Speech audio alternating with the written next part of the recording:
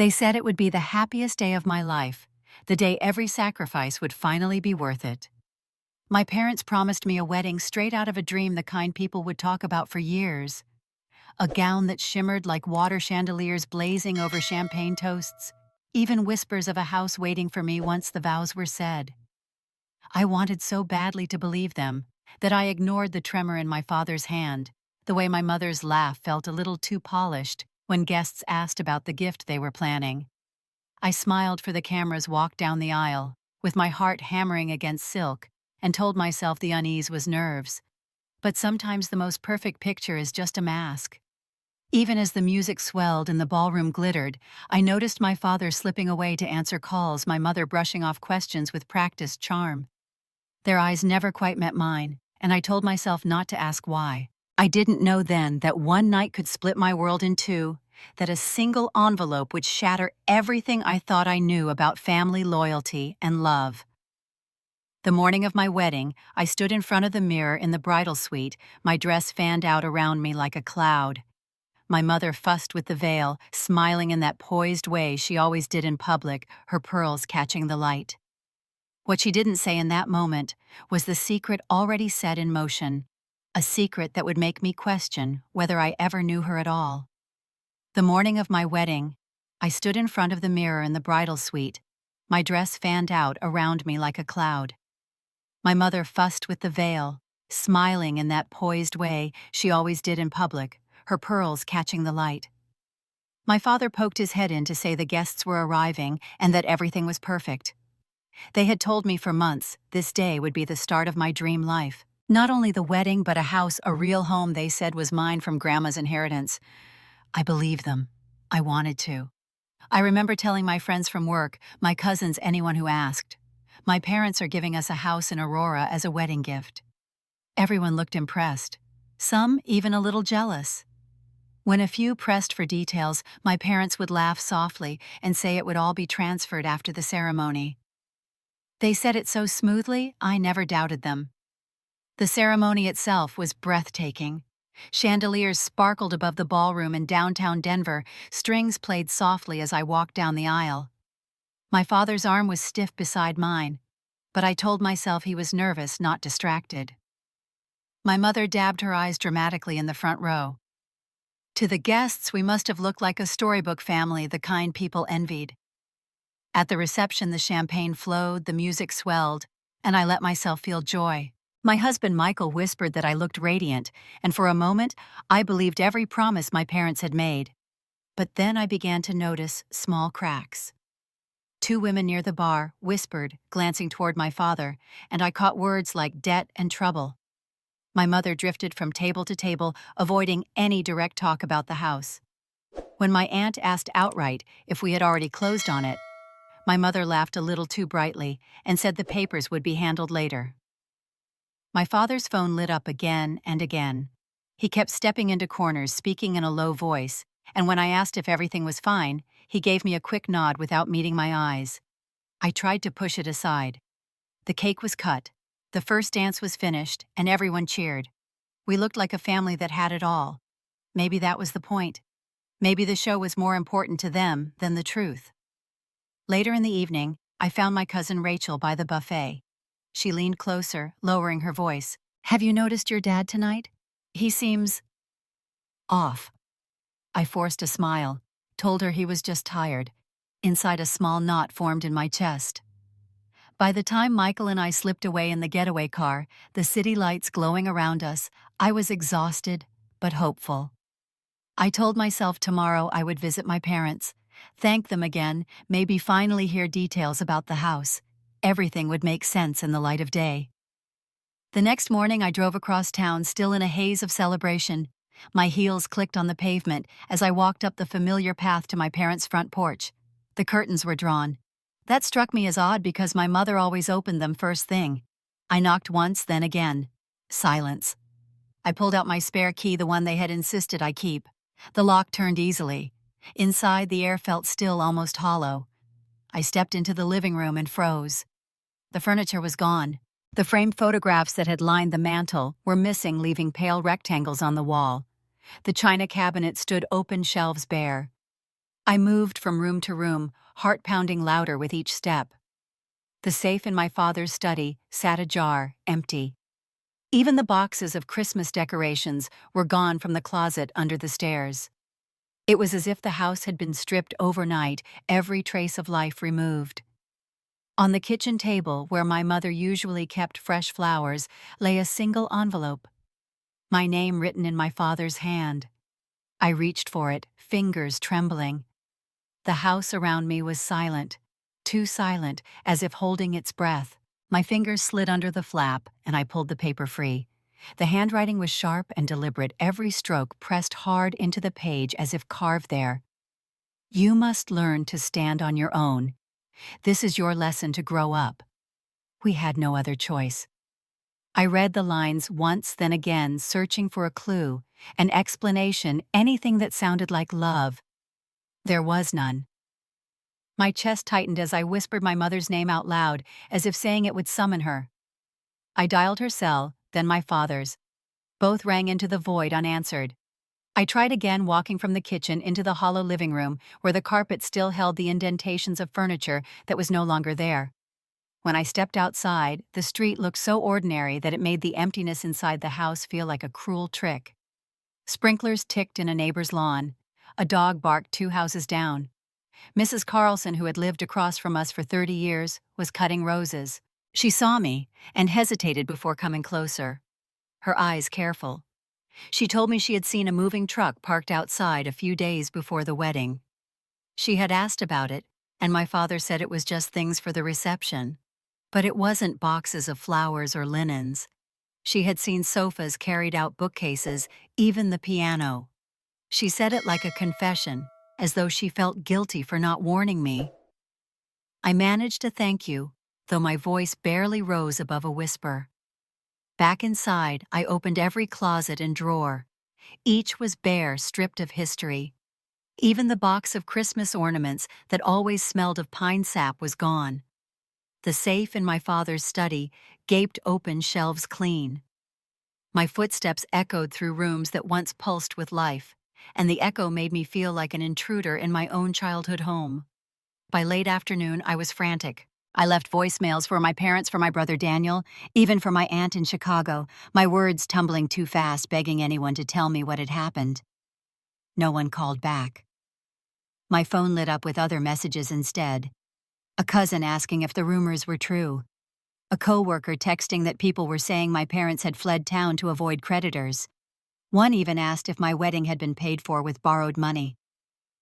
The whispers cut deeper than the silence. It was one thing for my parents to disappear, another to be painted as complicit. I pictured my mother's pearl necklace flashing under the chandeliers at the reception, my father slipping out to answer his buzzing phone, and I felt sick. Had that entire performance been designed to fool me as much as the guests? That night, Michael found me sitting on the floor of our apartment, the letter spread on the coffee table. He picked it up, read the short lines, and looked at me as if he expected more. I told him I knew nothing. He asked again, slower, if I was sure. His doubt hung heavy in the room. Sleep didn't come. I kept hearing the echo of Mrs. Carlson's voice, saying she thought the moving truck was strange. I remembered my father's smile when he walked me down the aisle, stiff and strained, and my mother's too bright laugh when asked about the house. The pieces began to rearrange themselves into a picture I couldn't yet name. At dawn, I drove back across town. The house still stood, but with curtains drawn tight, mailbox empty, no sign of life. The neighborhood felt different, watchful. A boy on a bicycle slowed and stared. 2 men walking their dog kept their eyes fixed on the sidewalk as I passed. I sat in my car with the letter in my lap, staring at the front porch where I used to leave muddy shoes after soccer practice. My phone buzzed, and I thought for a moment it might finally be them. It was not. The text came from an unknown number, the words blunt and cold. They used you. Check your bank accounts and credit history. My hand shook as I held the screen.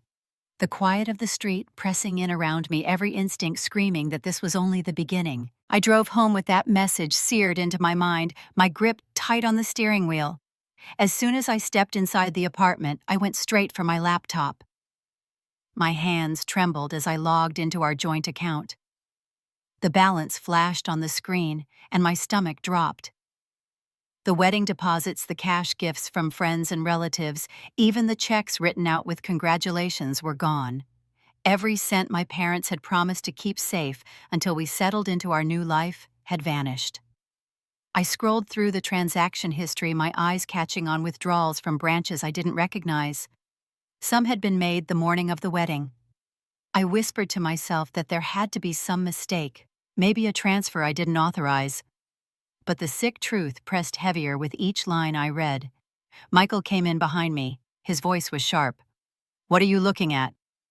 I turned the screen toward him, and he stared at the numbers, his face tightening. "You need to tell me if you knew." I shook my head quickly, too quickly. I told him no, I had no idea. He didn't look convinced. He rubbed his forehead, pacing the small kitchen, muttering about lawyers and debt collectors. Later that night, I decided to check my credit report. My pulse quickened as I typed in the information, praying it would be clean. It wasn't. A credit card account I had never opened appeared under my name, issued 2 years earlier. Thousands of dollars charged at stores I had never set foot in. The address linked to the account was my parents' old P.O. box. I pressed my palms to my temples. They had stolen my identity, used my childhood documents, maybe even my social security card I once gave them for safekeeping. My parents had turned me into their cover. The next morning, I confided in my best friend Claire, the one who had stood beside me through high school heartbreaks and college exams. I told her everything in a rush, my voice shaking. She listened, then said she was late for a meeting. She promised she would call back, but the call never came. When I reached out again, she sent a short text that she was busy. Her silence felt like betrayal layered on top of betrayal. I would only learn later there was money involved, but even now her distance cut deep. That evening, while searching through my old emails for anything useful, I stumbled on something I wasn't meant to see. Buried in the drafts folder was a scan of a legal document. The date was years back. The title at the top made my chest seize. Last Will and Testament of Margaret Hill, my grandmother. I opened it, hands shaking again. The words blurred as I read them. My grandmother had left the bulk of her estate to me. The Denver house, the farmland in Nebraska, and savings accounts that could have changed everything. I remembered my parents telling me Grandma had left only small tokens, that most of the assets were liquidated to cover expenses. But the document in front of me told a different story. I sat back, breath uneven. Had they hidden this from me, stolen not only the wedding money, but my inheritance? My mind reeled, pulling at memories I had pushed aside. My father insisting on handling all paperwork when Grandma passed. My mother saying lawyers were expensive and unnecessary. Their constant reassurance that there was nothing to fight over. Michael walked in again, watching me hunched over the laptop. He asked if I was keeping something from him. I closed the screen too fast. His suspicion carved another wound. That night I lay awake, staring at the ceiling, the letter from my parents still on the nightstand, the scan of the will burning in my mind. The pieces no longer looked random. They looked deliberate. I turned onto my side, my pulse racing. If this document was real, then my parents hadn't just run from debt. They had stolen what was rightfully mine piece by piece until nothing was left. And now I began to wonder if this was the plan all along. I needed answers, and the only people left who might have them were the ones who shared my blood. 2 days later, I drove to my Aunt Linda's house in Boulder. The family had gathered there for what she called a brunch, though it felt more like an ambush the second I walked through the door. My cousin Sarah was the first to speak. She folded her arms and said my parents had done what they had to do. Times were tough, the family business was collapsing, and someone had to take the fall. I stood frozen with a paper plate in my hand as murmurs spread around the living room. A few nodded in agreement, eyes sharp and accusing. They looked at me as if I were the problem, as if I had betrayed them. I tried to protest, my voice cracking. It was my wedding money, my accounts, my name on those credit cards. But my uncle shook his head and muttered that sometimes sacrifices had to be made for the good of everyone. The air felt heavy until Linda placed a hand on my shoulder. She lowered her voice so only I could hear. They didn't tell you, did they? The money from your wedding went into a deal. Something shady with land in Arizona. Your father said it was a quick fix. It never was. Her eyes were full of pity but also fear. She pulled her hand back quickly, as though she had already said too much. I left that house shaking my stomach in knots. My parents hadn't just taken from me to cover old bills. They had gambled my future on some secret venture, and at least part of the family had known.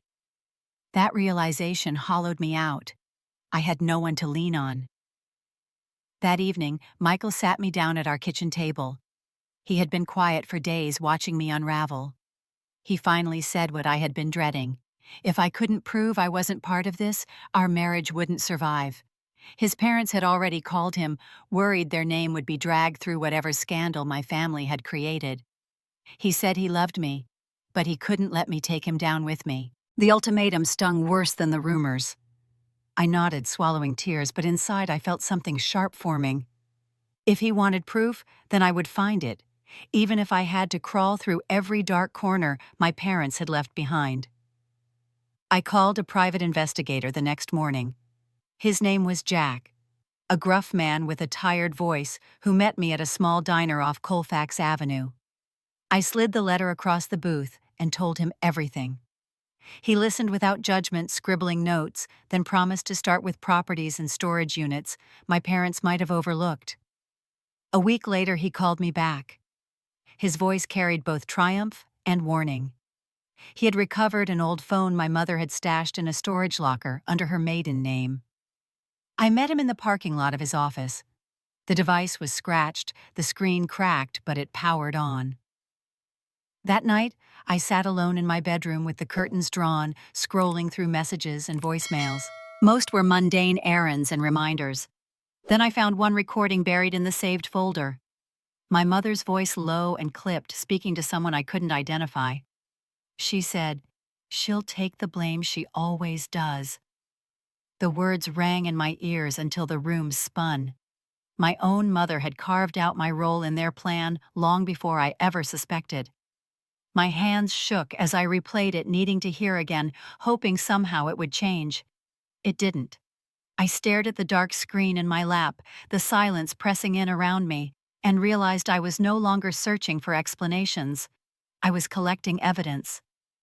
The next morning, I walked into a downtown law office with the phone still in my bag. The receptionist ushered me into a glass-walled conference room where a young attorney named Rachel introduced herself. Jack the investigator slid into the chair beside me, his folders already stacked high. Rachel listened as I replayed the recording of my mother's voice. She didn't flinch. Instead, she spread the documents across the table and began connecting threads. Bank transfers, P.O. boxes, and shell accounts. She circled names with a red pen until one stopped us both cold. The company listed as recipient of multiple wire transfers wasn't an outside entity at all. It was a limited liability corporation registered in Denver under my brother Daniel's name. I hadn't spoken to him in years. He had left home after a fight with my parents, vanishing into odd jobs and rumors. I thought he hated them. Seeing his name in black ink made my stomach twist. That evening, I tracked him down at a small apartment complex near Lakewood. He opened the door wearing a faded t-shirt, his eyes narrowing the second he saw me. "What do you want?" I told him about the company, about the stolen money, about our parents disappearing. His laugh was bitter. "You think I'm running anything? I'm just a name on paper." They needed someone to carry the weight, and I let them for a price. My throat tightened. "So you admit you were involved?" He leaned against the doorframe, arms crossed. "Involved is a strong word. They told me you'd be too naive to see it coming, always desperate for their approval." He smirked. "Looks like they were right." I wanted to scream, but my voice came out a whisper. "They stole everything. Even Grandma's will." Daniel's expression flickered for a moment, then hardened. "You were never meant to get that. You were always the pawn. Don't act surprised now." He shut the door in my face. By the time I got home, my phone was already buzzing with notifications. A Facebook community page had exploded with posts about my wedding. Neighbors and distant relatives debated whether the guests had been scammed, whether the whole event had been a cover-up. Screenshots of the reception circulated with captions calling it a sham. The local paper picked it up the next day. Bride's family accused of scamming guests. My name was plastered under a headline I never imagined seeing. Michael dropped the paper on the table without a word. His parents had called again, pressing him to distance himself from me. He stared at me across the kitchen like I was a stranger, his silence louder than any accusation. I buried myself in work with Rachel and Jack. We pored over records late into the night, tracing signatures and account numbers. I stopped answering calls from friends. Even Claire, my so-called best friend, hadn't checked in since that awkward conversation. I began to wonder if she too had been bought. One evening, Rachel slid a folder across the table. Her face was pale, her voice measured. She had uncovered an internal agreement, a transfer of assets from my grandmother's estate. The document bore my name at the bottom, scrawled in a familiar curve. My signature. I shook my head before I even touched the paper. That isn't mine. Rachel nodded slowly. It was dated the week after Grandma's funeral. According to this, you approved the transfer to your parents' joint account. The room tilted. I grabbed the edge of the table to steady myself. Someone had forged my name, and now on paper it looked like I had given everything away willingly. Rachel closed the folder gently. If this stands, it proves you consented. That is what they will use against you. I stared at the page until the ink blurred the weight of betrayal pressing down harder than ever. I pressed my palms flat on the table, staring at that looping scrawl of my name. It was mine, but not mine. They had used an old sample, probably from the stacks of school forms my parents had once kept in a box in the attic. My lawyer explained that on the surface it looked legitimate, and in court it would take months to challenge. The fury that rose in me made my skin prickle. They had not only taken my money, they had stolen my own hand to do it. That night my phone buzzed with a call I almost ignored. It was Claire. Her voice was shaky. She asked if we could meet. We chose a small cafe off Colfax, far from anyone who might recognize us.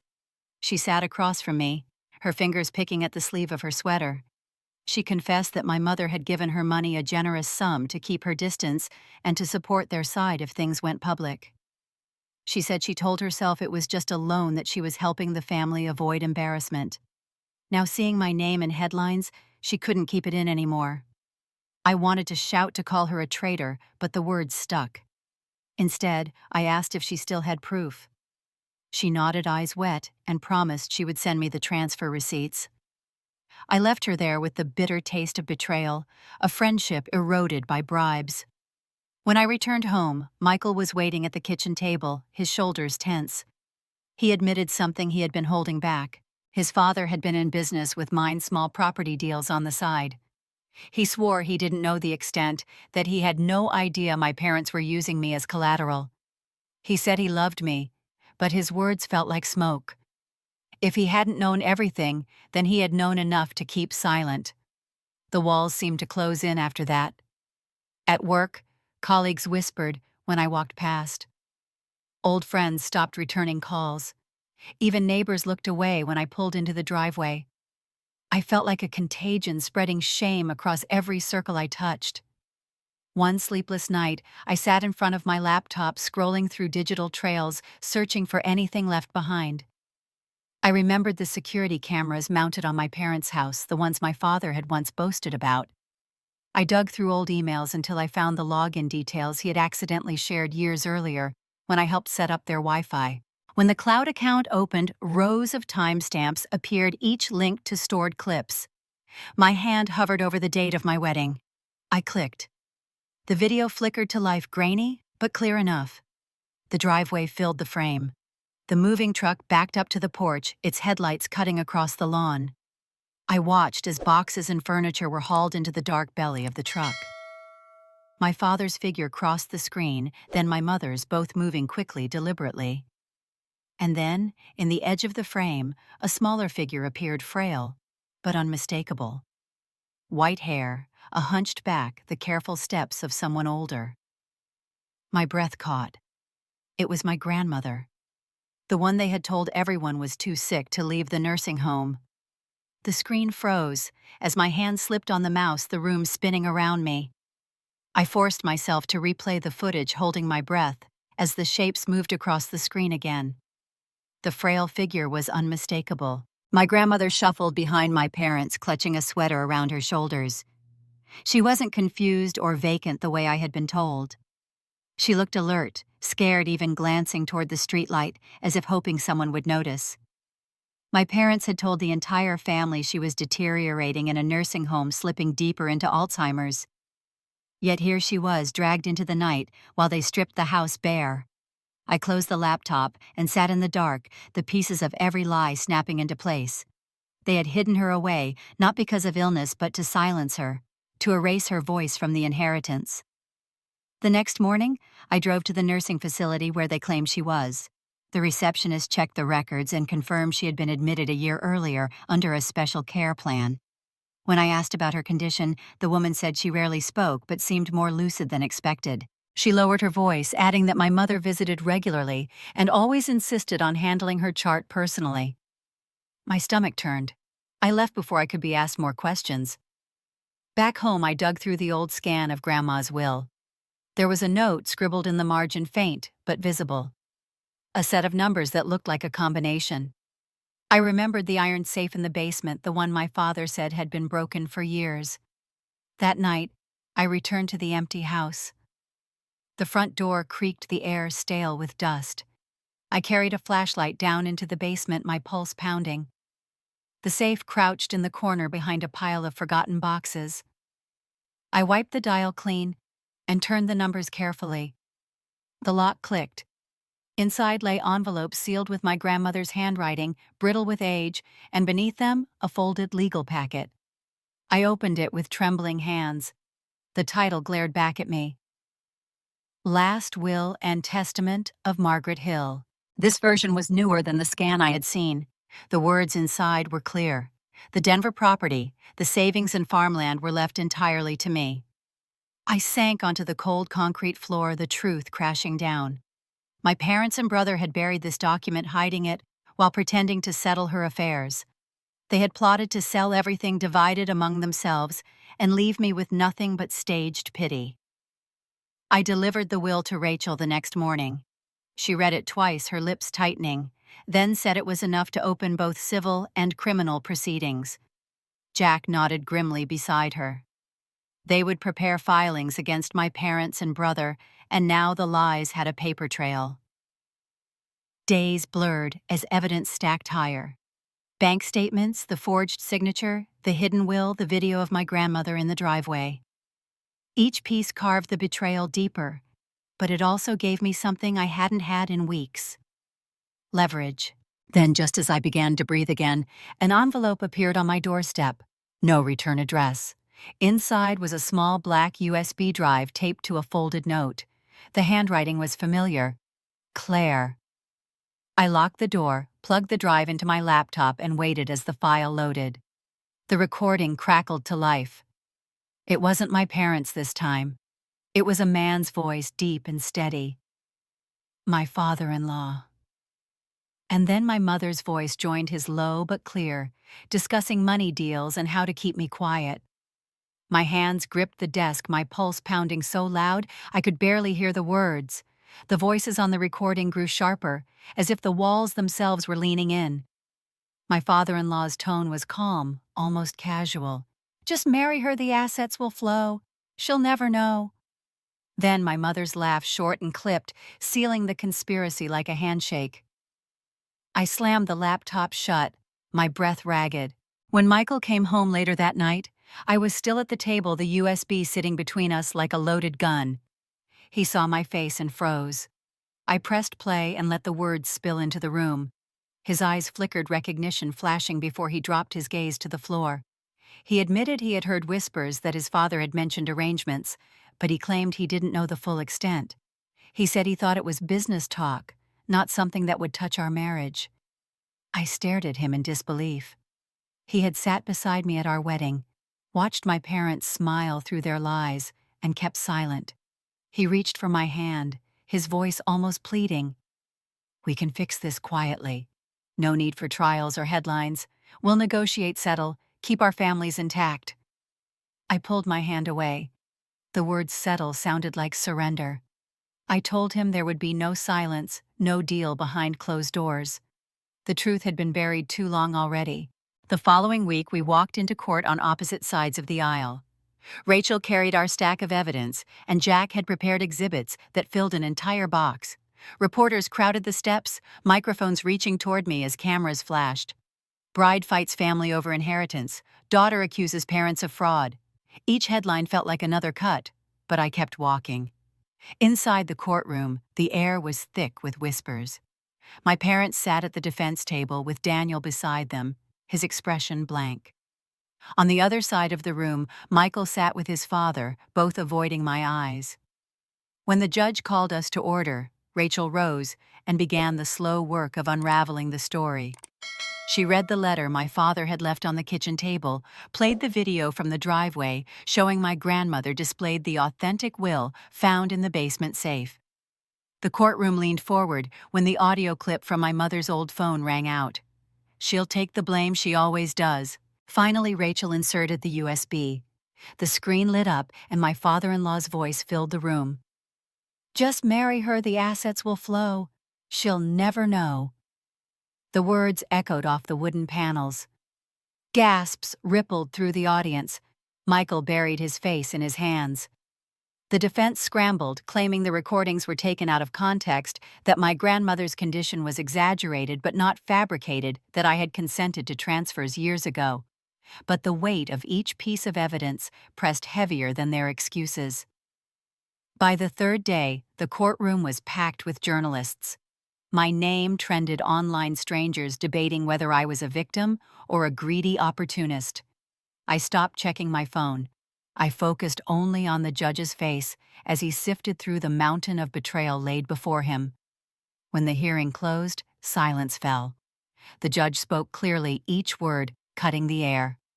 The will was valid, the forged signatures inadmissible. I was granted partial restoration of the estate, though the final division would be determined after further review. More importantly, the case would be referred to criminal court for potential charges of fraud and conspiracy. My knees nearly gave out as the gavel struck. I had won something, but not everything. The fight was far from over, and now it would move into harsher territory. Outside, the reporters shouted questions, lights blinding me as I stepped onto the courthouse steps.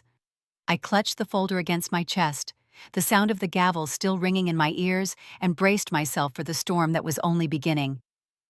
The first thing I did after the hearing was file for divorce. Michael didn't fight it. He signed the papers with a face drained of color, as if relief and shame lived side by side.